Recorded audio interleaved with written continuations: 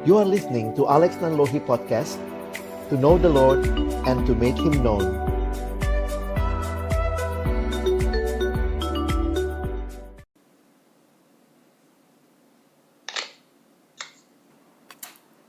Halo Janice. Halo Jenis. Halo. Oke, jadi kita mau mulai ya PJ kita hari ini. Sebelum kita mulai PJ hari ini, kita berdoa masing-masing dulu ya. Berdoa dimulai.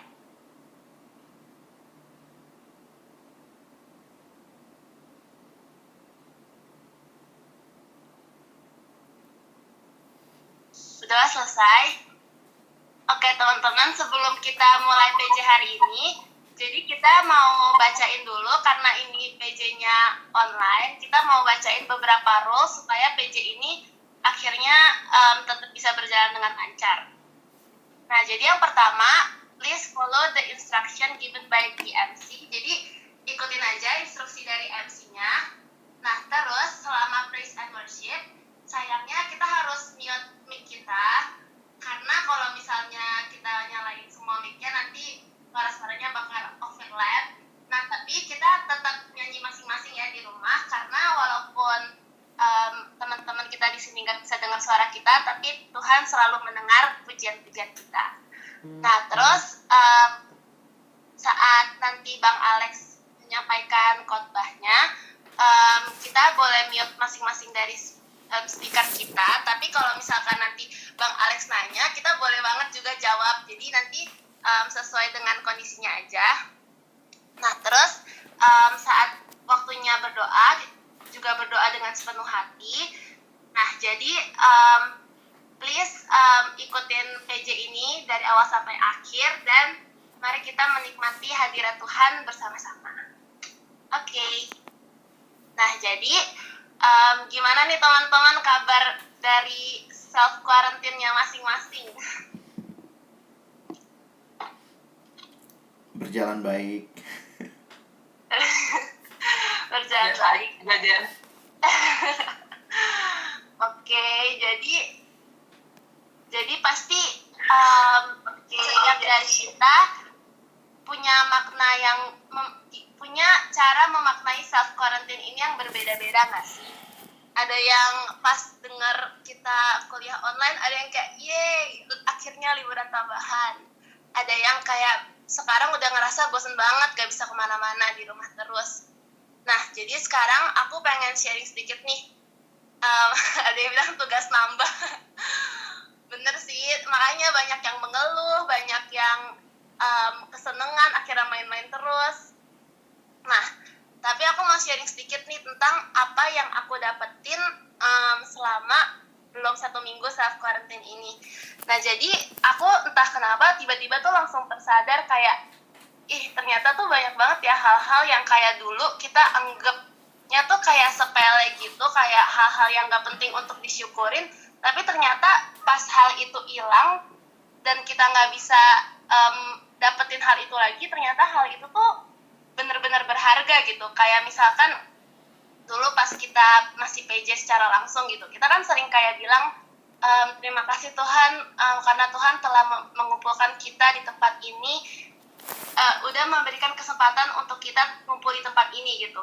Terus kayak, tapi kadang kita suka menyebutkannya itu kayak ya udah meaningless aja gitu.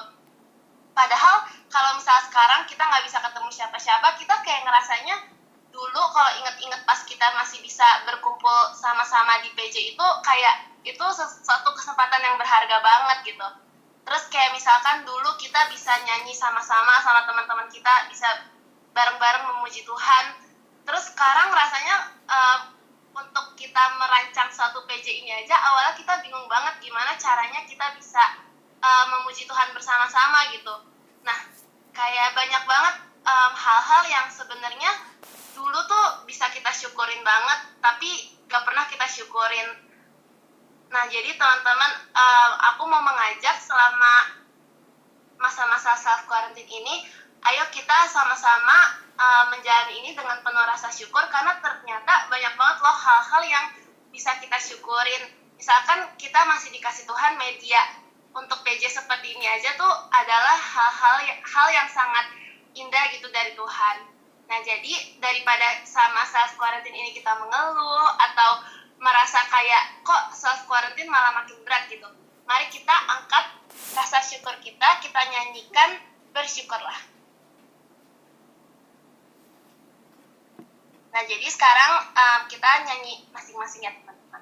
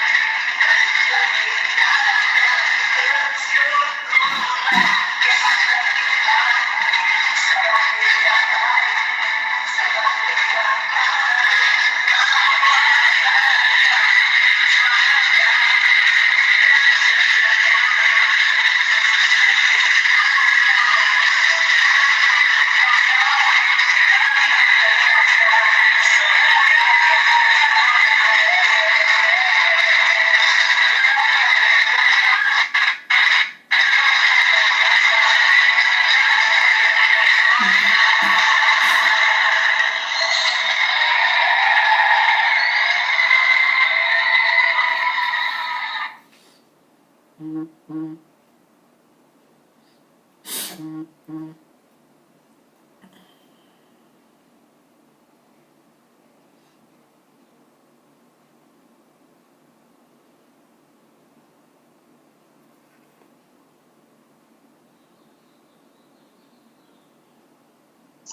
kepada Bang Alex, dipersilakan untuk membuka firman Tuhan dengan doa. Mari adik-adik sekalian, kita bersatu di dalam doa. Bapa di dalam surga, tidak henti-hentinya kami bersyukur karena di tengah-tengah berbagai pergumulan, Engkau tidak pernah meninggalkan umat-Mu, Engkau bersama dengan kami. Dan di tengah-tengah situasi ini pun kami sadar, kami membutuhkan Tuhan. Terima kasih untuk upaya yang teman-teman boleh lakukan dari pengurus, sehingga PJ sore hari ini boleh berlangsung. Kami berdoa biarlah ketika kami sama-sama akan membuka firman-Mu, ya Tuhan, bukalah juga hati kami. Jadikanlah hati kami seperti tanah yang baik, supaya ketika benih firman Tuhan ditaburkan boleh sungguh-sungguh berakar, bertumbuh, dan juga berbuah nyata di dalam hidup kami. Berkati hamba-Mu yang menyampaikan, setiap kami yang mendengar, juga nanti interaksi di antara kami. Tuhan, tolonglah kami semua, agar kami bukan hanya jadi pendengar firman yang setia, tapi mampukan dengan kuasa dari Roh-Mu yang kudus, kami dimampukan menjadi pelaku-pelaku firman-Mu di dalam hidup kami, di dalam masa muda kami. Bersabdalah ya Tuhan, kami umat-Mu sedia mendengarnya. Dalam satu nama yang kudus, nama yang berkuasa, nama Tuhan kami Yesus Kristus, kami menyerahkan pemberitaan firman-Mu. Amin. Shalom teman-teman sekalian. Saya harap semua bisa dengar suara saya, walaupun kalian mic-nya di mute ya. Berarti bisa ya, bisa dengar ya. Oke. Pertama-tama saya bersyukur kepada Tuhan, upaya ini teman-teman lakukan, dan mungkin ini PJ pertama online kita. Karena Tuhan ternyata tetap memberikan kesempatan dengan usaha, dengan teknologi, dan saya pikir tidak ada yang kebetulan ya, bahwa realita yang kita alami ini menjadi satu kesempatan kita melihat ibadah itu apa sih sebenarnya. Kadang-kadang kita dalam ruang ibadah, tapi hati kita di tempat lain. Tapi di sisi lain, kita bisa ada di tempat, atau di tempat kita masing-masing, tapi hati kita bersatu memuji Tuhan. Jadi thank you buat teman-teman yang udah mengusahakannya ya. Wah, topik kayak gini nih, kayaknya harus dibahasnya interaktif sebenarnya ya. Jadi abang coba membagikan, ini slide-nya udah ada. Nanti bagian yang next slide-nya ikutin perintahku ya. Oke, jadi teman-teman, kita seringkali mendengar istilah ini. Saya sedikit agak balik, biasanya kita kenalnya LSD, Love, Sex, and Dating. Tapi abang lebih senang dibalik ya, Love, Dating, lalu Sex, kira-kira begitu ya. Atau mungkin lebih tepat lagi, Love, Dating, Marriage, and Sex ya. Jadi bukan berarti kemudian seks boleh dilakukan setelah love begitu ya. Ini pun bukan urutan yang saklek ya. Tapi saya ingin mengajak kita melihat sama-sama tiga hal ini dari perspektif firman Tuhan ya. Dan itu teman-teman, kita akan mulai dari yang pertama dulu. Saya mengajak kita untuk lihat what is love. Sayangnya banyak orang waktu mau bicara love malah lihatnya ke dunia yang juga banyak bicara love. Boleh next slide-nya? Kita lihat 1 Yohanes pasal 4 ayat 9 sampai 10. Next, abang sudah tulis ayatnya. Ya, silakan next. Yuk, kita baca. Kalian ikutin baca dalam hati, saya bacakan buat kita. Dalam hal inilah kasih Allah dinyatakan di tengah-tengah kita, yaitu bahwa Allah telah mengutus anaknya yang tunggal ke dalam dunia supaya kita hidup olehnya. Inilah kasih itu, bukan kita yang telah mengasihi Allah, tetapi Allah yang telah mengasihi kita dan yang telah mengutus anaknya sebagai pendamaian bagi dosa-dosa kita. Perhatikan sebentar ayat 10. Inilah kasih itu, bukan kita yang telah mengasihi Allah, tetapi Allah yang telah mengasihi kita. Next. Jadi kalau kita lihat bahwa kasih itu dimulai dari Allah. Kalau kita mau belajar tentang kasih, mari belajar dari Allah, bukan dari drama Korea begitu ya. Dunia menawarkan konsep kasih, tetapi karena Allah kita adalah kasih, maka harusnya kita juga belajar konsep kasih ini dari Allah. Nah, coba sekarang kita perhatikan next lagi. Kalau teman-teman membaca ayat-ayat tadi, misalnya 1 Yohanes 4 ayat yang ke-9 dan ayat yang ke-10, saya coba menyimpulkan begini. Hampir setiap kali perjanjian baru kita berbicara tentang Allah yang mengasihi, maka itu dikaitkan dengan Allah mengutus anaknya. Saya ulangi ya. Hampir setiap kali ketika perjanjian baru khususnya, atau lebih khusus lagi tulisan Rasul Yohanes, baik di Injil Yohanes maupun di surat-suratnya, hampir setiap kali kalau dia bicara tentang kasih, dia mengkaitkan dengan Allah mengutus anaknya. Jadi Alkitab tidak sedang berupaya mendefinisikan what is love, tetapi Alkitab memberikan sebuah realita tindakan love. That's why sometimes we heard love is a verb. Kasih itu sebuah tindakan, perbuatan, kata kerja. Karena waktu dikatakan, coba misalnya, bisa balik ke ayat 9 tadi. Ya, perhatikan ya. Di dalam bagian ini, inilah kasih Allah. Dalam hal inilah kasih Allah dinyatakan di tengah-tengah kita, yaitu bahwa Allah telah mengutus anaknya. Jadi, kasih Allah dinyatakan, Allah telah mengutus anaknya. Perhatikan ayat 10.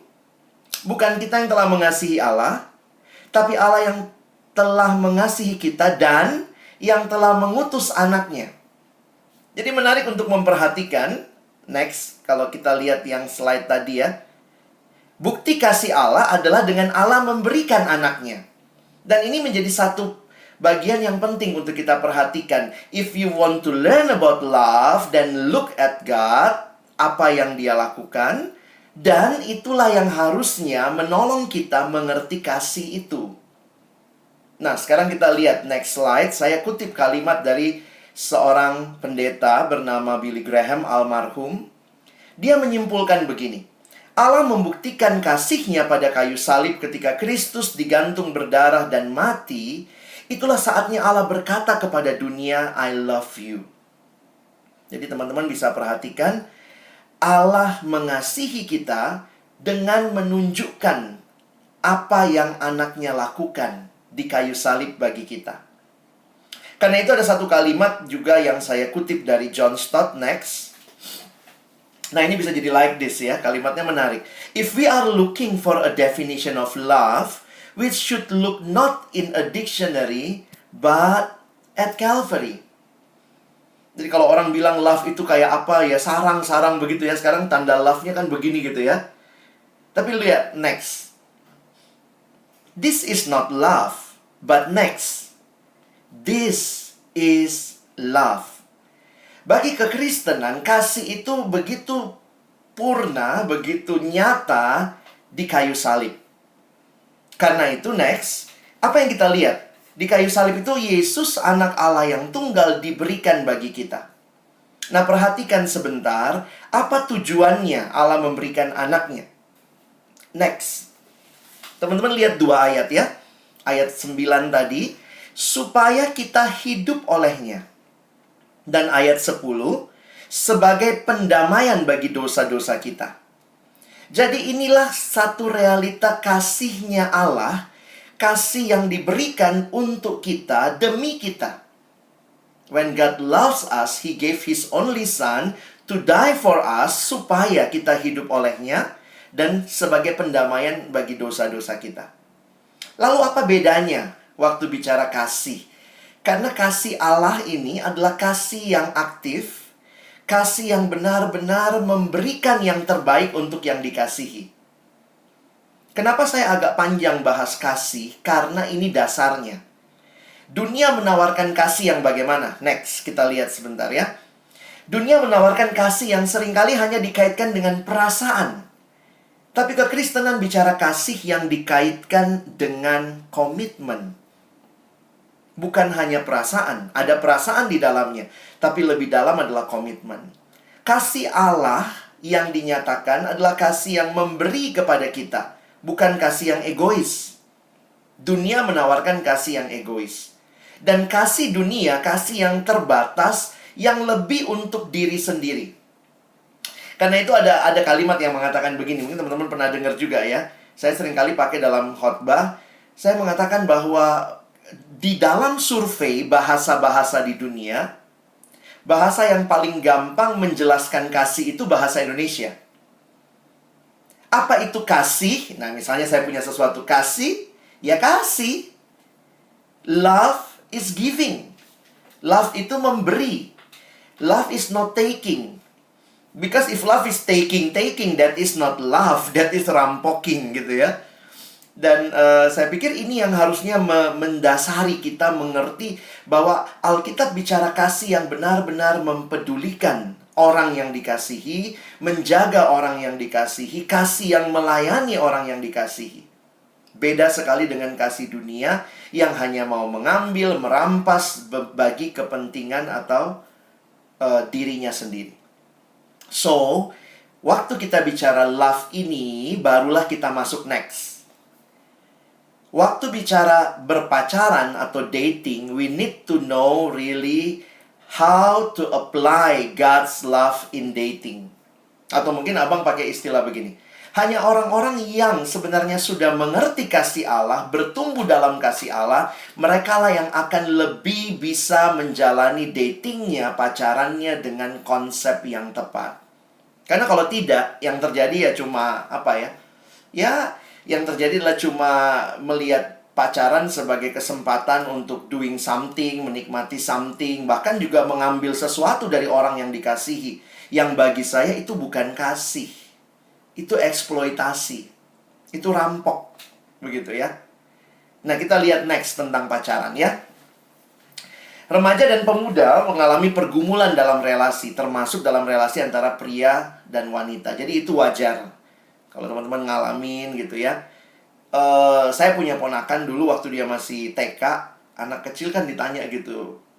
Siapa aja temennya? Dia perempuan. Siapa aja temennya di kelas?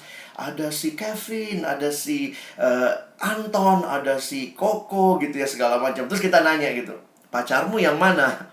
Namanya anak kecil, dia bilang, oh semua cowok di kelasnya pacarnya dia gitu. Jadi banyak kali memang kalau orang masih kecil, masih anak-anak, belum mengerti. Bahkan tidak ada perasaan yang bergejolak ketika merasa suka, karena merasa semua sama. Tapi seiring berjalannya waktu, seiring pertumbuhan kita, usia yang makin bertambah, hormon-hormon kita makin berkembang. Kalian udah pada tahu lah ya, saya nggak usah bahas itu psikologi perkembangan ya. Teman-teman psikologi pasti udah jagonya. Kalau anak-anak yang di FKG mungkin juga bisa ngerti dari sisi ini ya, perkembangan seseorang begitu. Nah ini kalau kita menangani pasien anak dengan mungkin pasien yang dewasa, yang tua, itu pasti ada perbedaan.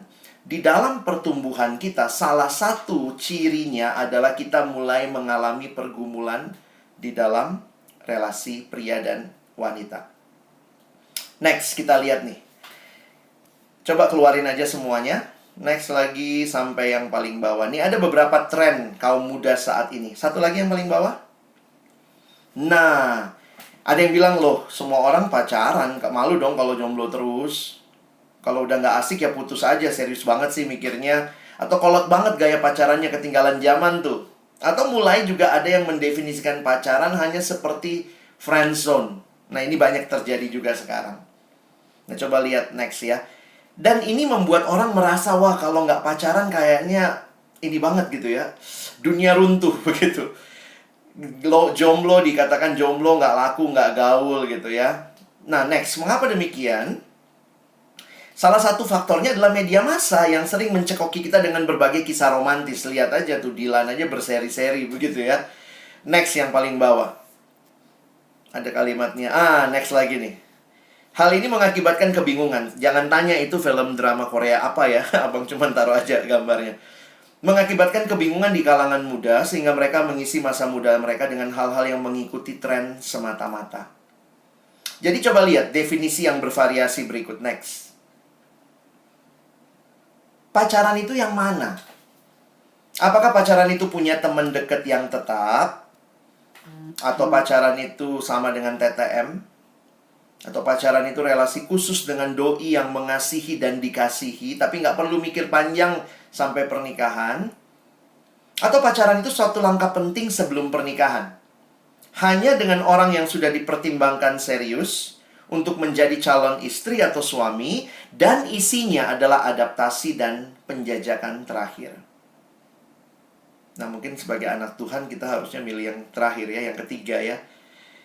Tapi ini perlu nih teman-teman bisa hayati lagi, baik yang sudah berpacaran ataupun yang lagi mau memulai considering to start a relationship. What is the goal of your relationship? Next, kita lihat ya. Mana yang benar? Perhatikan definisi berikut. Bisa terusin? Teman, sahabat, pacar, tunangan. Nah, sampai situ dulu, pernikahan. Di stop dulu situ ya. Teman-teman mesti belajar mendefinisikan ini. Kenapa? Karena seringkali tanpa kita sadari, kita membuat definisi sendiri. Baru jalan 2-3 kali berasa udah pacar kita gitu ya. Atau ya udah gue deket sama dia. Saya pikir kita mesti bisa membedakan teman sama sahabat. Teman orang bilang bisa dengan siapa aja. Sahabat lebih sedikit. Apa bedanya sahabat dengan pacar? Kalau sahabat itu katanya lebih dekat, bisa lawan jenis, bisa sejenis. Tapi kalau sudah mulai masuk pacar, berarti hanya dengan yang sejenis gitu ya. Nah, apa bedanya pacaran sama sahabatan? Saya banyak nanya nih di beberapa kampus, ternyata banyak yang bingung jawabnya. Apa bedanya pacar sama sahabat? Saya pikir perbedaan yang paling penting yang seringkali orang lupa sekarang adalah selain lawan jenis tadi, adanya komitmen. Jadi komitmen bahwa dia pacar saya pacar dia, sehingga ada relasi yang tertutup. Dalam arti ya bukan pada saat yang sama juga membangun relasi dekat dengan yang lain. Jadi ini masalah komitmen. Apa bedanya tunangan dengan pacaran? Ada yang bilang kalau tunangan lebih mahal bang, karena pakai pesta ya. Tapi ini balik lagi bahwa komitmen yang dinikmati atau sudah dimulai dalam pacaran antara dua orang secara pribadi atau berdua, maka waktu tunangan ini sudah menjadi antar keluarga, diketahui gereja. Kalau orang Batak tuh sampai martupol segala macam, itu menjadi pemberitahuan kepada publik. Lalu bedanya apa tunangan dengan pernikahan? Ada yang bilang ya pernikahan lebih mahal lagi bang biayanya. Tapi mungkin yang paling penting adalah pernikahan sudah tidak boleh putus. Kalau tunangan masih boleh putus, dalam arti ada banyak hal yang mungkin terjadi, tapi sebelum pernikahan, maka kita menghayati pernikahan seharusnya tidak boleh putus. Kalaupun kita terima ada realita perceraian sekarang, tapi ingatlah, bukan itu rancangan Allah pada awalnya. Jadi perhatikan, next ya. Lihat piramida yang terbalik ini. Teman itu lebih banyak, nanti mulai dari sahabat ke pacar, ke bawah tuh itu harus satu tuh ya. Jadi jangan kalau pacaran terus buka ini ya, di semua fakultas ada cabangnya. Oke, jadi saya coba simpulkan begini. Next ya. Bagaimana punya atau berpacaran yang bisa dengan tepat begitu ya. Next. Selalu mulai dari akhir. Start from the end of mind. Apa tujuan dari pacaran? Di dalam kekristenan, kita sebenarnya tidak mengenal pacaran di dalam Alkitab. Atau tidak ada istilah pacaran di dalam Alkitab. Nah, coba lihat fakta berikut ya. Next. Bisa keluarin semua, Dek? Jadi Alkitab tidak membahas pacaran, tetapi Alkitab membahas pertunangan dan pernikahan. Saya kasih sedikit gambarannya begini. Jadi bagi orang Yahudi, kalau kalian ingat yang dialami Tuhan Yesus, orang tuanya, Maria sama Yusuf ya. Jadi mereka berdua dikatakan sudah bertunangan. Nah itu sudah dianggap begitu kuat sebagai pacaran, sebagai pernikahan, langkah menuju pernikahan. Karena mereka kultur biasanya waktu itu mereka dijodohkan. Jadi mereka dijodohkan, tetapi kemudian mereka harus 1 tahun biasanya kesempatan untuk saling mengenal. Nah, di dalam masa saling mengenal itulah yang pria maupun wanita harus menjaga kesucian, tidak boleh menikmati seks sebelum pernikahan. Sehingga sesudah itu, kalau kita ingat ceritanya kan, Yusuf tiba-tiba dengar loh, Maria kok hamil waktu mereka bertunangan. Maka dia berniat menceraikan Maria diam-diam. Lalu malaikat tampak kepada Yusuf bilang, jangan ceraikan, karena bayi yang dikandungnya adalah dari Roh Kudus.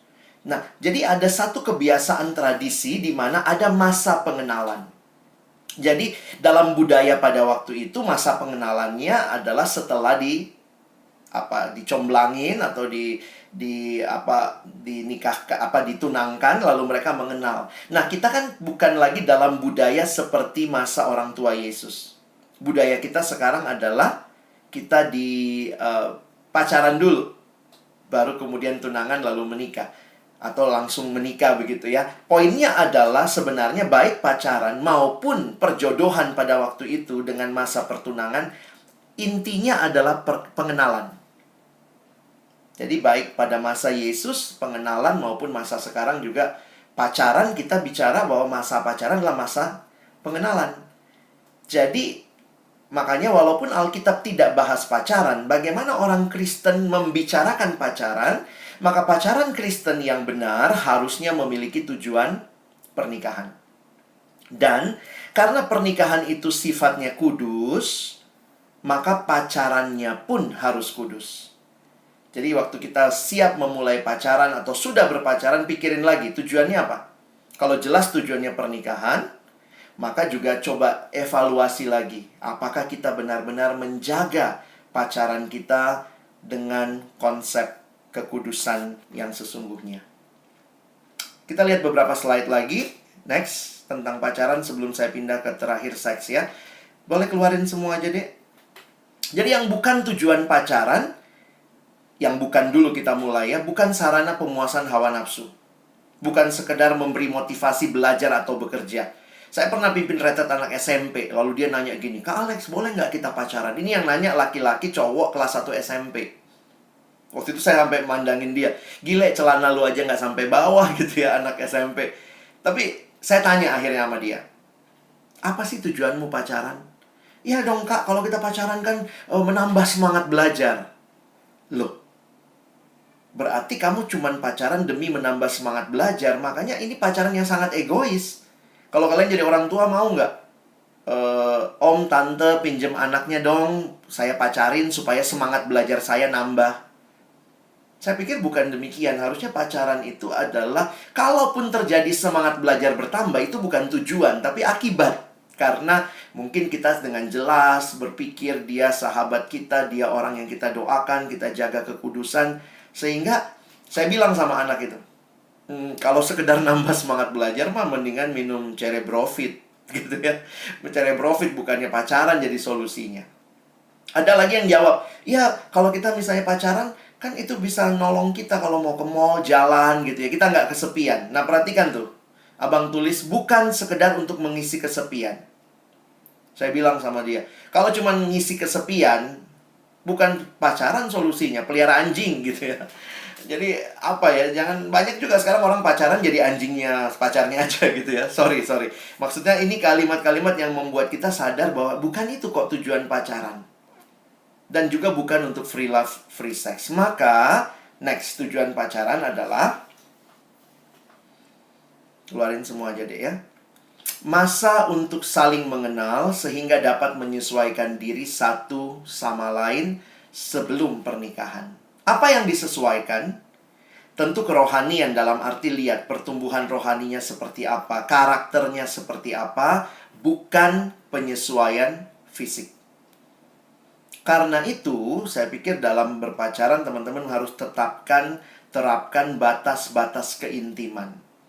Ada yang nanya, jadi boleh nggak pacaran begini bang, begitu bang? Saya ambil basic lainnya begini. Kalau karena itu kamu akhirnya jatuh dalam dosa, misalnya ada orang yang dalam keluarga pola asuhnya jarang disentuh. Lalu dia pacaran, dia jarang disentuh, pacarnya sering menyentuh begitu ya. Jadi begitu disentuh pegangan tangan aja udah korslet nih misalnya pasangannya. Nah saya pikir jangan biasakan, jangan istilah, kalau kalian anak-anak yang anak sekarang suka bilang jangan memberi makan kepada nafsu kita. Jadi kalau pegangan tangan saja sudah membuat kamu berpikir macam-macam tidak kudus, maka batasi pegangan tangan. Boleh pegangan tangan? Boleh. Kalau nyebrang. Gitu kali ya. Sekarang malah COVID-19 kita batasin semua sentuhan. Pelukan, ciuman, ini semua harus kita ingat ya. Tuhan yang sudah memberikan seks di dalam konteksnya. Hubungan seksual Tuhan berikan di dalam relasi suami dan istri. Oke, nah kita lihat yang terakhir. Slide berikutnya, next. Next saja, semuanya dikeluarin. Saya lewatin kali ya. Ini cara berpikir untuk teman-teman untuk kapan mulai pacaran. Jadi saya tanya dulu nih, misalnya mau menikah kapan? Pacaran itu mau berapa lama? Terlalu lama nggak baik, terlalu sedikit juga nggak baik gitu. Kalau bilang misalnya saya mau pacaran 4 tahun bang, mau merit umur berapa? Saya mau merit 27. Jadi kira-kira umur 23 atau sebelum 23 bolehlah mulai berpacaran. Kira-kira begitu kali ya.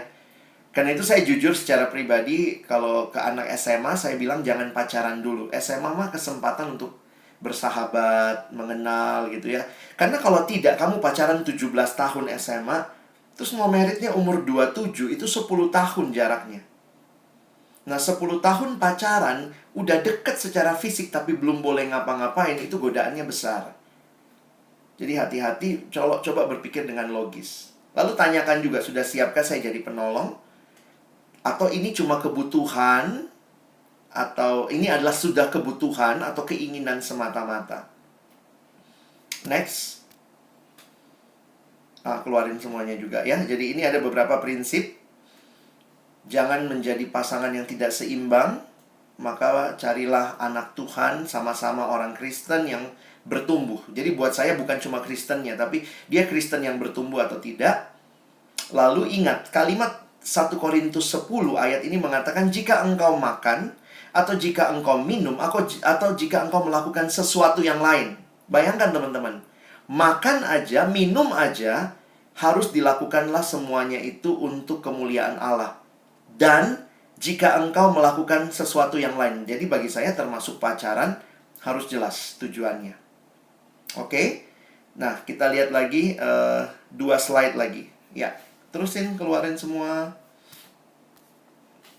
Iya. Sorry. Jadi ini prinsip berpacaran ya. Kalau kita coba tarik prinsipnya, yang jelas memuliakan Tuhan. Pertama, lawan jenis. Dulu abang suka bilang, pertama seiman. Tapi kalau seiman tapi sejenis nggak bisa ya. Jadi sekarang saya balik tuh. Lawan jenis dulu. Yang kedua seiman. Yang ketiga sepadan. Sepadan saya tidak melihat dalam arti budaya sekarang bilang, wah kalau dia S1 harus sama S1 dong. Kalau dia S2 sama S2. Tapi saya lebih melihat sepadan ini berkaitan dengan apakah kerohanian dia juga sama-sama bertumbuh. Kira-kira begitu ya. Yang kedua di dalam kasih.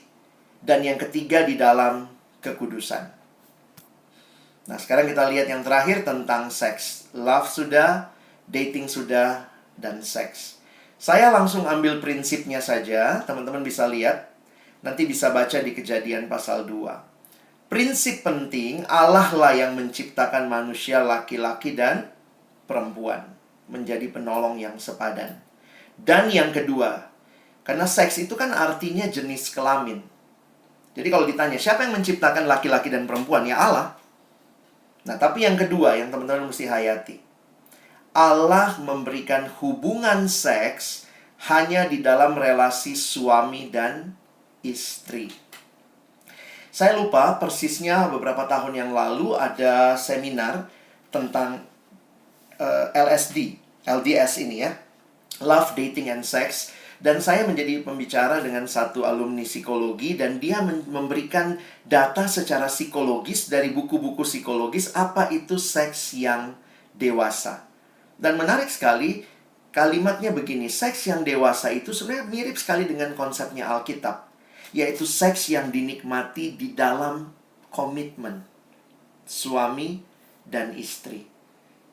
Karena itu kalau teman-teman lihat, banyak hal-hal yang terjadi di luar itu kelihatannya membawa keintiman, tetapi seks sebelum pernikahan atau seks di luar pernikahan, sudah punya suami atau istri tapi masih lagi cari jajan di luar, sebenarnya justru akan membuat kehancuran dan bahkan membuat makin tidak saling menghargai.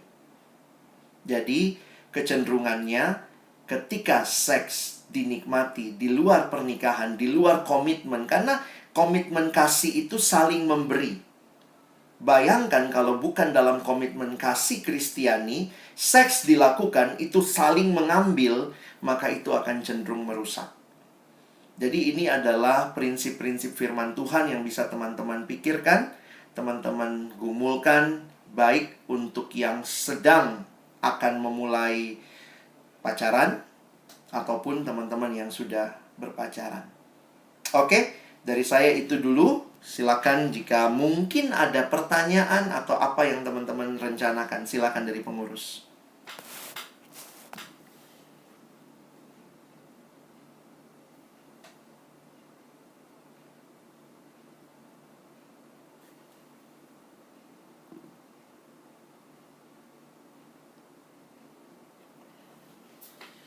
Atau adakah yang mau bertanya? Mungkin 1-2 pertanyaan terkait dengan apa yang sudah saya jelaskan. Silakan, bisa tanyanya diketik.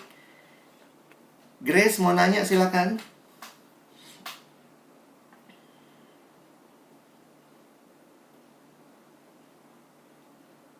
Oh ya, hidupin mic-nya, bukan speak ya. Hidupin mic-nya kalau mau nanya. Silakan. Bang, Grace dulu ya. Gimana caranya mengukur seorang bertumbuh? Memang apa ya Grace, jujur aja kalau bicara pertumbuhan ini kan sangat sulit kita lihat begitu ya. Tapi kalau boleh saya pakai istilahnya begini. Pastikan dia kenal Yesus sungguh-sungguh. Dia sudah terima Yesus sebagai Tuhan dan Juru Selamatnya. Itu kelihatan dari apa? Dulu di dalam dosa manusia dikatakan mati, binasa dalam dosa. Tapi ketika orang lahir baru, maka dia mengalami perjumpaan dengan Tuhan, maka dia mengalami kehidupan rohani. Nah, kehidupan yang sehat setelah Yesus ada dalam hati kita adalah pertumbuhan. Pertumbuhannya apa? Paling tidak kalau lihat di Alkitab, kita semua bertumbuh ke arah Kristus. Nah, itu aja sih poin utamanya. Apakah seperti Kristus tuh kayak apa? Nah, saya pakai kalimatnya Tuhan Yesus. Mengasihi Allah dengan segenap hati, mengasihi sesama dengan segenap hati. Nah, itu kan dasarnya. Tapi kemudian lanjut lagi, apa buktinya? Nah, ini kita bicara nih, apakah dia juga misalnya dalam rangka mengasihi Allah, dia terbiasa baca Alkitab, berdoa setiap hari. Nah, jadi kan pertanyaannya, tapi bukan cuma yang legalistik ya, tiap hari baca Alkitab, tapi sebenarnya dia baca Alkitab nggak jelas tujuannya.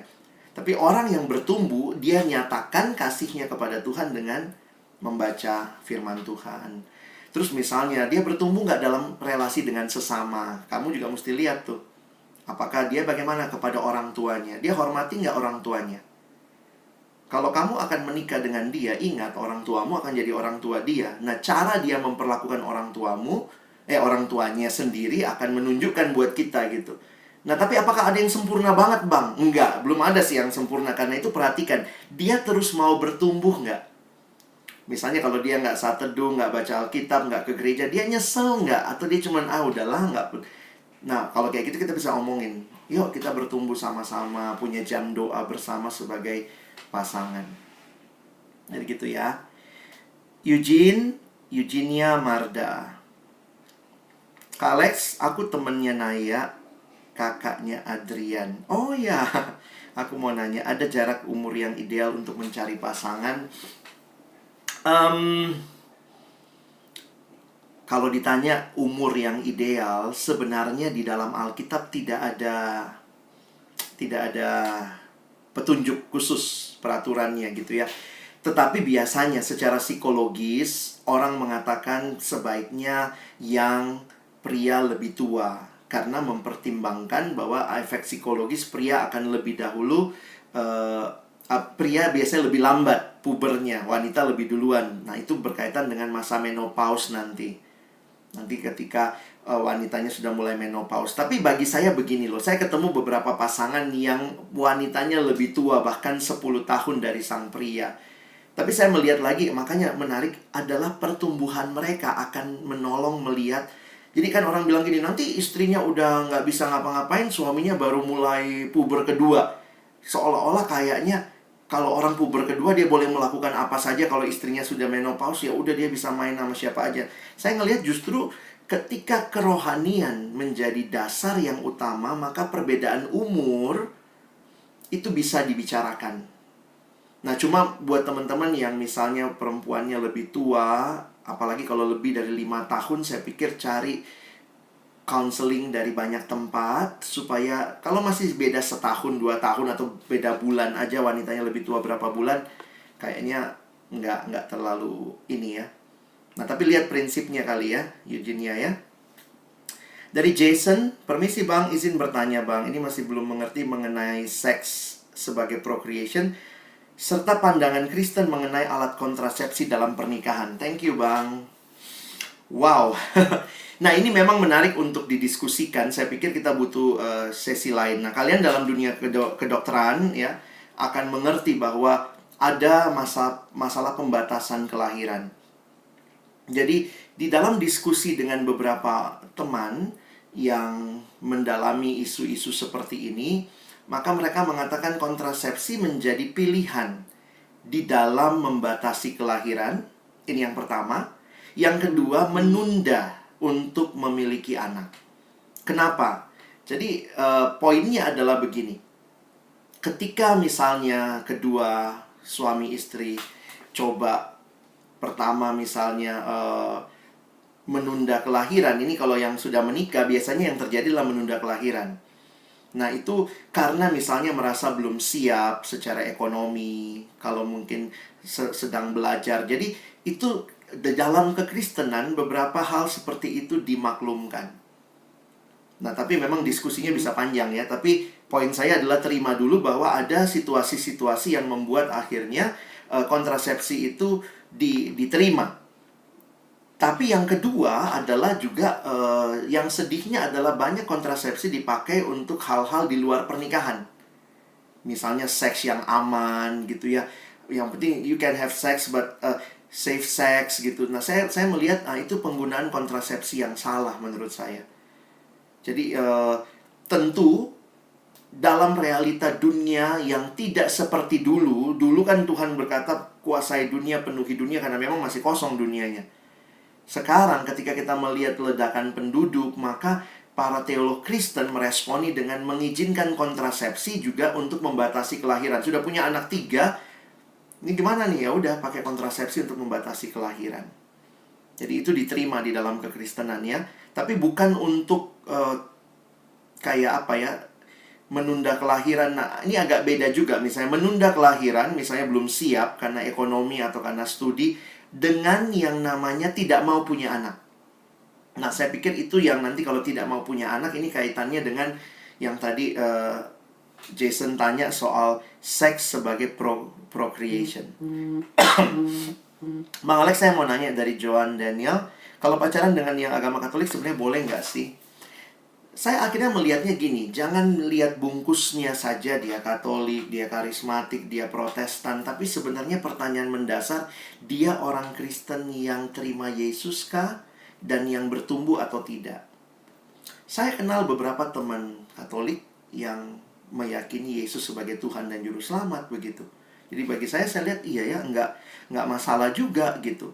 Nah, cuma ini mungkin yang jadi masalah adalah kalian harus memilih. Saya pikir nanti kalau satu waktu misalnya akan menikah dari 2 gereja yang berbeda, kalian harus memilih gitu. Karena seringkali kan ada yang ngotot, pokoknya gue nggak mau ninggalin gereja gue gitu. Nah, ini yang akhirnya kalau jadi masalah, nanti kasihan sama anak kalau punya anak begitu ya. Jadi sejauh kita masih melihat Katolik kan saudara kita, Protestan, karismatik, Pentakosta, kita masih dalam satu lingkaran. Lihat aja, kita percaya nggak sama pengakuan iman rasuli yang meyakini bahwa Allah Tritunggal, Allah Bapa, Anak, dan Roh Kudus. Vincent, permisi bang, saya wakilin teman saya nanya, Kalau pasangannya berbeda agama, Katolik bagaimana ya Bang? Nah itu saya udah jawab tadi ya.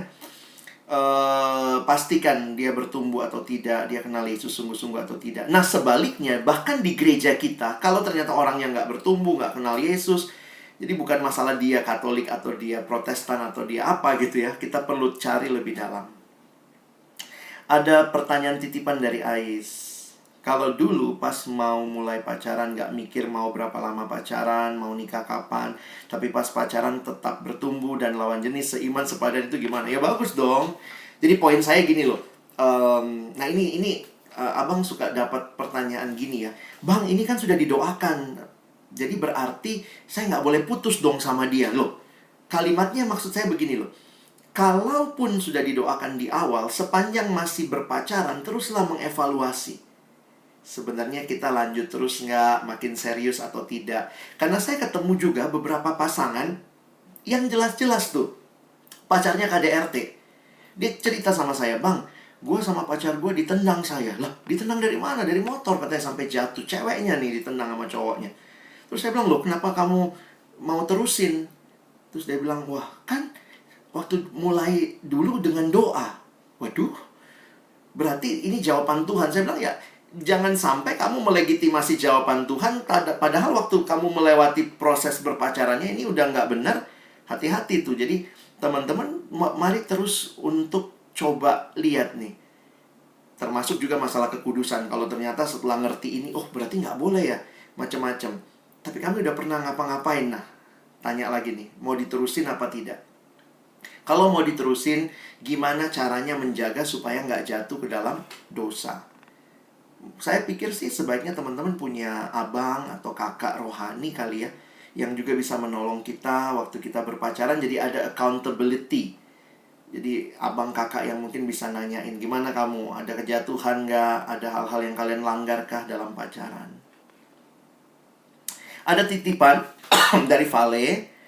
Bang, apakah sakit hati itu berasal dari Tuhan? Maksudnya, even sebelum mulai hubungan aja orang bisa sakit hati, apalagi sudah ada hubungan. Bagaimana caranya kita tahu apakah orang itu orang yang tepat menurut Tuhan? Saya pikir satu hal yang menarik adalah jangan mengkontraskan adalah seolah-olah kalau Tuhan maunya begini, maka saya diam, saya pasif. Saya tetap melihat Tuhan memimpin kita dengan prinsip firman. Dia kasih firman, dia kasih prinsip-prinsipnya. Tapi juga Tuhan memberikan akal budi. Itu ada di Alkitab. Tuhan kasih akal budi untuk kita memilih, untuk kita menimbang. Sehingga jangan langsung berpikir, oh kalau ini pasti dari Tuhan, maka nggak ada lagi pilihan, nggak ada pertimbangan. Ini yang tadi abang bilang gitu ya. Please jangan sampai kita menjadi orang yang seolah-olah kalau dipimpin Tuhan, saya tutup mata, Tuhan langsung ngomong.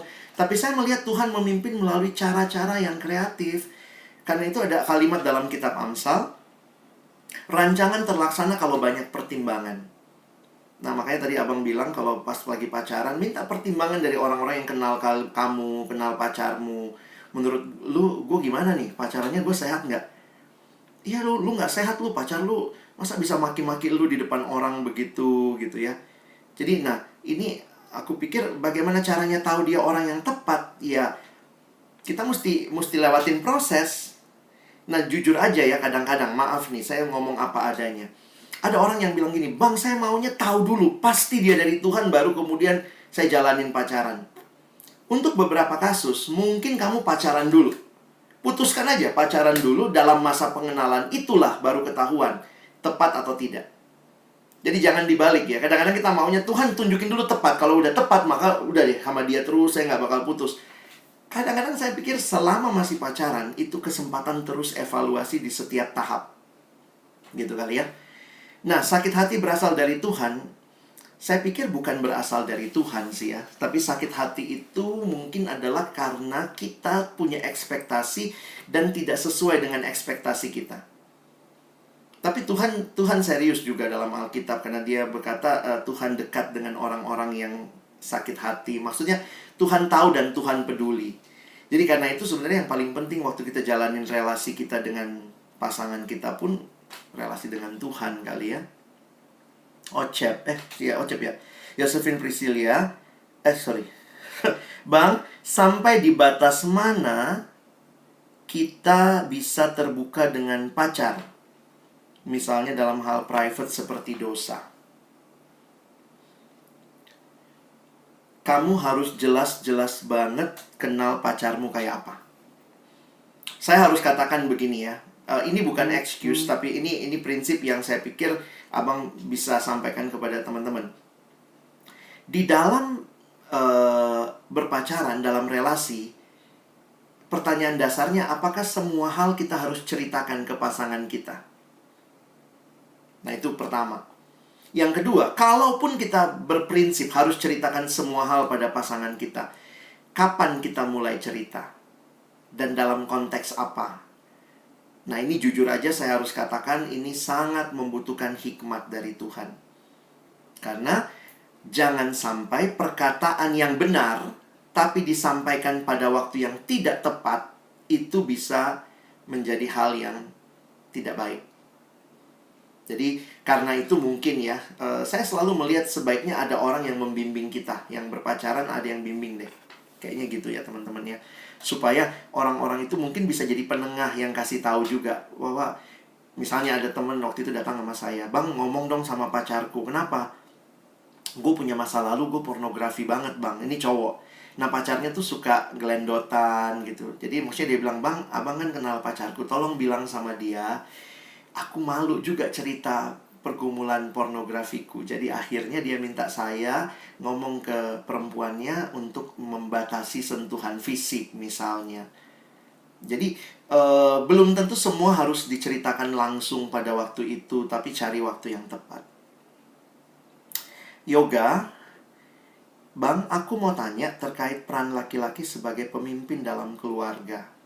Gimana kalau misalnya si perempuannya adalah orang yang cenderung aktif dan suka inisiatif, sedangkan si laki-lakinya cenderung biasa aja, pasif, malah mungkin... Nah, gimana pandangan abang soal ini?" Yoga, thank you ya. Pertanyaan ini juga jadi banyak pertanyaan. Khususnya kita mesti jujur juga, belum tentu kalian dari keluarga yang mamanya sangat tunduk sama papa. Mama-mama sekarang kan mungkin juga dengan pendidikan, dengan segala macam, perempuannya kok lebih aktif, lebih inisiatif. Tetap kita pakai prinsip Alkitab. Bagi saya begitu. Tetap kita pakai prinsip Alkitab. Dan ingat, masa pacaran sampai pernikahan nanti pun ini masa terus bertumbuh.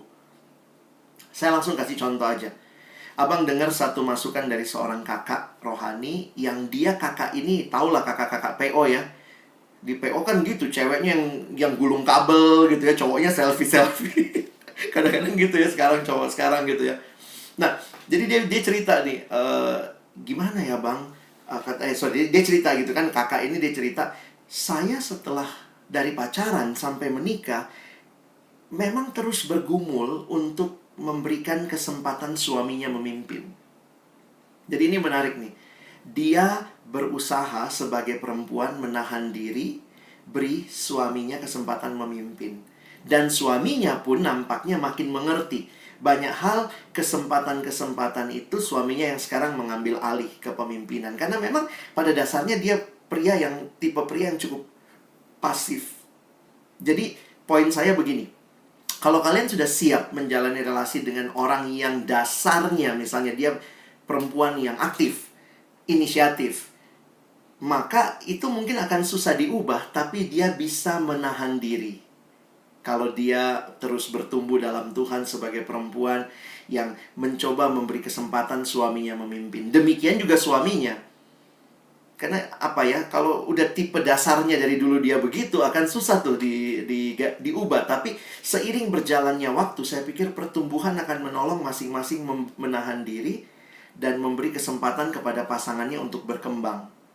Ingat, yang perempuan, kamu adalah yang tunduk. Tapi apakah tunduk itu berarti diapain aja tunduk? Nggak gitu. Tapi tunduk itu kalimat Alkitab, "Istri, tunduklah kepada suamimu. Suami, kasihilah istrimu." Kalau tiap orang melakukan bagiannya, suami mengasihi istri, istri mengasihi suami, ya saya pikir pasti akan menolong sih. Makanya terus bertumbuh itu penting, bahkan sampai nanti kita sudah menikah pun. Halo Michael dari Fasilkom. Iya, Mau tanya Bang, pandangan Kristen mengenai pertama, pacaran backstreet, yang kedua, PDA, public display affection. Makasih Bang. Pertama, pacaran backstreet, saya jujur aja secara pribadi nggak terlalu setuju. Kenapa? Karena pacaran itu juga kesempatan kita diuji ya, sebaiknya ada yang tahu. Nah, memang sulitnya biasanya backstreet, kenapa? Keluarga nggak setuju, beda suku, beda beda budaya. Nah, saya harus katakan memang ini kasus per kasus. Tapi coba perhatikan, backstreet itu jangan kemudian kamu pacaran berdua aja dalam solitary. Maksudnya kamu butuh orang lain, paling tidak mungkin kakak rohani, teman-teman yang kenal kalian sehingga bisa tahu nih.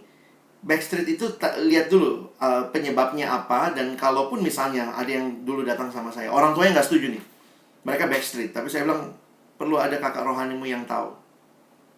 Nah, dan akhirnya kakak rohani ini yang bisa menolong juga. Karena kalau udah backstreet lalu kemudian jadi kayak nggak ada yang tahu, saya pikir hati-hati ya. Public display affection, ini tujuannya apa ya? Kadang-kadang ada orang yang cuma mau kelihatan. Apalagi kalau masih pacaran ya, hati-hati dengan sentuhan, kedekatan fisik. Karena saya harus katakan gini teman-teman, kita ini makhluk seksual kan? Dan itu adalah anugerah Tuhan. Tuhan yang ciptakan kita begitu. Jadi, saya ingat dulu dosen saya juga ngomong gitu ya, di sekitar bibir kita ini saraf-saraf kenikmatan. Di sekitar leher, di sekitar dada, di sekitar alat kelamin, itu semua bagian-bagian yang Tuhan kok yang nyiptain syaraf-syaraf kenikmatan. Nah, kalau kita display itu hanya demi orang lihat kita dekat, kita akrab. Kadang-kadang ada juga yang displaynya sekarang di medsos kali ya. Tapi poin saya adalah lebih baik kita dengan baik menjaga diri. Jangan memancing diri jatuh ke dalam pencobaan. Jadi balik lagi, PDA ini tujuannya apa, dan saya pikir sih untuk pacaran itu bukan tujuan yang harus dilakukan. Kalau dalam pernikahan, maka beberapa kali saya lihat marriage enrichment gitu ya. Konselor-konselor pernikahan mengatakan coba tunjukkan. Ini lucunya begini ya. Waktu pacaran nunjuk-nunjukin, tapi pas sudah married, apalagi udah 10 tahun, 15 tahun menikah, membelai rambut istrinya nggak pernah, meluk suaminya udah jarang. Jadi sebenarnya lucu juga tuh PDA ini. Kok makin tua tuh, makanya justru nasihatnya dari marriage counselor mulai perdekat lagi, khususnya udah lama menikah begitu ya. Luis, Bang, teman saya baru saja mengakhiri hubungannya. Namun dengan cepat dia mulai mendekati perempuan lain. Ia merasa hal ini tidak salah karena intensi hatinya benar. Menurut Bang Alex bagaimana? Apakah ini sesuai dengan prinsip Kristiani? Di dalam kekristenan ada hal yang benar, mungkin tidak masalah, tapi ada bagian yang diingatkan. Saya pakai prinsip Roma 14. Kalau itu menyandung orang lain, maka walaupun itu benar, Tuhan bilang melalui Rasul Paulus misalnya, jangan lakukan itu. Nah, saya jujur aja ya, khususnya untuk hal-hal seperti ini yang baru putus langsung pacaran lagi, saya harus bilang gini teman-teman ya, kita punya etika juga di dalam berelasi. Jadi mungkin tidak melanggar kebenaran, tetapi tidak patut secara etika. Baru juga putus, udah langsung jadian lagi. Maksudnya, cobalah menghargai perasaan. Karena biasanya gini teman-teman ya, putus itu pasti dua-duanya sakit kalau benar-benar relasinya baik. Nah, ini yang perlu waktu mungkin untuk untuk rilis, untuk lewatin semua. Nah, ini yang saya pikir teman-teman harus belajar juga melewatinya. Tapi ingat ya, kan kamu nggak bisa paksa temanmu ya, tapi paling tidak bisa kasih tahu sama dia. Sebaiknya coba banyak evaluasi dulu. Kenapa sih hubungan gue berakhir? Jangan buru-buru langsung mengisi kesepian itu. Tapi mungkin waktu kita refleksi lebih dalam, sebulan, 2 bulan, 3 bulan, kita jadi makin tahu supaya kalau kita memulai relasi yang baru, jangan ngulangin hal yang sama. Oke. Jason, Bang mau nanya, cara menembak orang gimana biar ampuh? Tembak langsung deh. Karena udah doa Bang, tapi kayaknya aku nggak ada action juga, tidak dijawab. Saya pikir gini, kalau cowok itu resiko kita ditolak, jadi berani maju. Maksudnya begini, ya udah nyatakan perasaan, ambil waktu misalnya ketemu. Nah, mungkin yang penting adalah begini, waktu kita secara dewasa menyatakan perasaan kita, Mungkin ya saya nggak bisa kayak gitu mah. Cobalah dek, kau lebih jago dari abang kali ya. Dulu waktu aku deketin kakak cuma bilang gini aja. Aku telepon gitu, saya mau ketemu kamu dong, saya mau kenal kamu lebih dalam. Terus kemudian saya ajak berdoa. Yuk sama-sama kita doain pergumulan ini. Nah jangan lupa teman-teman yang lagi ajak doa bersama misalnya, tolong kasih batas waktu. Jadi jangan, iya kami lagi doa sama bang, sampai kapan? Nggak tahu. Lah jadi kan jawaban itu juga kan sama-sama butuh kepastian nih. Kalian bisa sepakati kita doa bersama 3 bulan ini ya, misalnya bisa begitu. Nah, nanti 3 bulan itu ya udah jelas. Kalau dia bilang enggak, ya kita juga mesti move on. Berarti ya udah, memang enggak. Yang perempuan, hargailah kalau ada pria yang maju. Kalau pria mesti berani maju juga. Jangan deket-deket, nggak ada tujuan, deket-deket tapi nggak ditembak. Orang juga bingung gitu. Ada cewek datang sama abang nanya, Bang Alex, kenapa sih cowok ini terus deketin aku? Dia maunya apa sih bang? Saya bilang, lo kok nanya saya, tanya sama dia dong gitu ya. Dia bilang, iya anak-anak PO nih, deket-deket tapi nggak berani maju, nggak berani nembak. Nah makanya saya bilang nih, yang cowok-cowok harus siap ditolak, nembak dan siap ditolak. Yang perempuan kalau ada cowok yang maju, hargai. Walaupun mungkin nggak suka, coba bukannya menipu diri, tapi misalnya begini, bilanglah terima kasih sudah suka sama saya. Boleh nggak saya doa seminggu ini dulu? Belajar juga terbuka lah ya. Nanti minggu depan baru kasih jawabannya. Jangan langsung orang datang gitu, lihat tuh tampangmu ada kaca tuh besar. Jadi jangan gitu juga, kasihan gitu ya. Belajar untuk hargai orang yang menyatakan perasaan. Catherine, Bang Alex, izin teman saya anonim bertanya, bagaimana supaya bisa membuat pasangan mulai membicarakan tentang hal seperti ini, LDS? Ya memang susah ya. Kau yang paling tahu pacarmu lah ya. Paling nggak gini lah, minta sama pengurus, minta slide Bang Alex, terus kirim ke dia. Slide saya boleh kok dikirim gitu. Slide, bilang aja, saya tadi dengar begini nih. Coba lihat slide-nya, terus mungkin dari situ kan mulai bisa ngobrol. Menurutmu gimana? Abang itu terlalu kaku. Wah, masa kayak gitu sih pacaran? Misalnya gitu ya. Dari situ baru mulai. Jadi menurutmu pacaran yang baik kayak apa? Buat kita kayak mana gitu ya. Cobalah cari cara untuk ngobrol ya. Slide saya jadi jalan masuk aja. Gabriela Sitorus. Teman-teman, sorry banget tanpa menghalangi rasa. Oh, Catherine terakhir. Oke. Baik, teman-teman yang belum dijawab berarti nanti bisa dengerin podcast Abang aja ya. Podcast Abang lumayan banyak bahas tentang hal ini. Kalau tidak, masuk ke IGTV saya. Di IGTV juga ada banyak hal-hal seperti ini yang Abang bahas dengan kakak, berkaitan dengan relasi. Dan memang ini hal-hal yang menarik untuk dibahas ya. Oke Gabriela, Abang tutup doa dulu ya untuk kita semua. Yuk kita berdoa. Tuhan, terima kasih buat kesempatan mendengar firman dan juga interaksi dengan adik-adikku semua. Ini semua anugerah Tuhan. Di tengah-tengah kesulitan berkumpul, tetap ada kerinduan belajar bersama.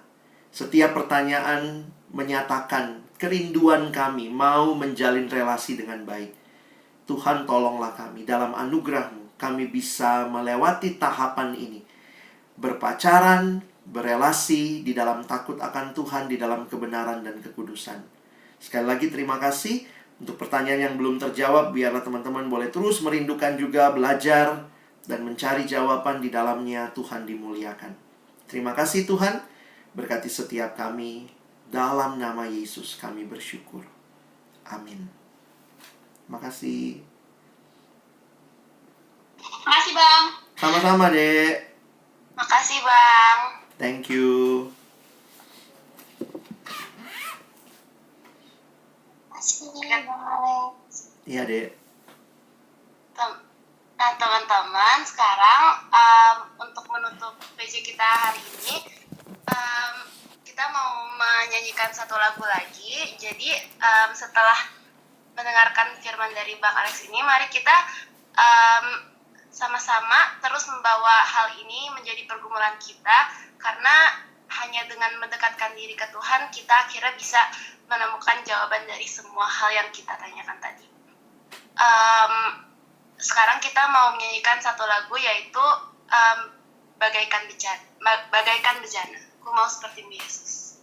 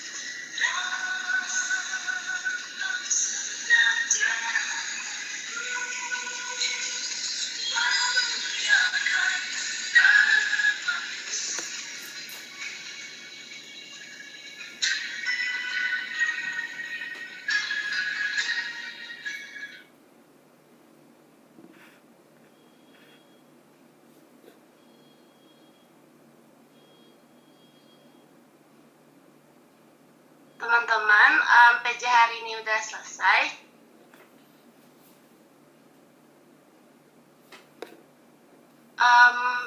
Kepada Bang Alex dipersilakan untuk menutup PJ hari ini. Mari adik-adik sekalian, teman-teman sekalian, kita menutup di dalam doa.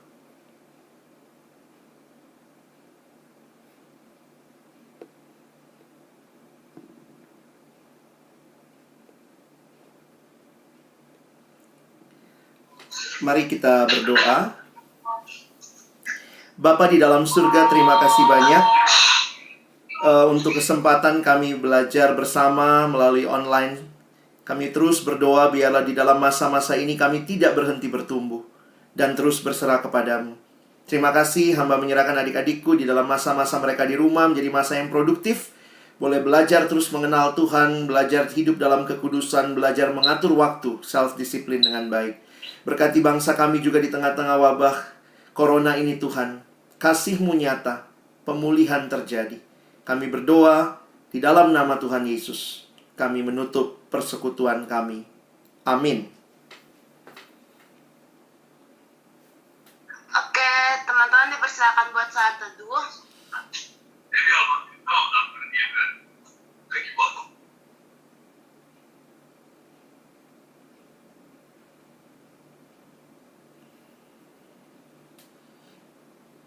Saat teduh selesai. Terima kasih teman-teman. Terima kasih.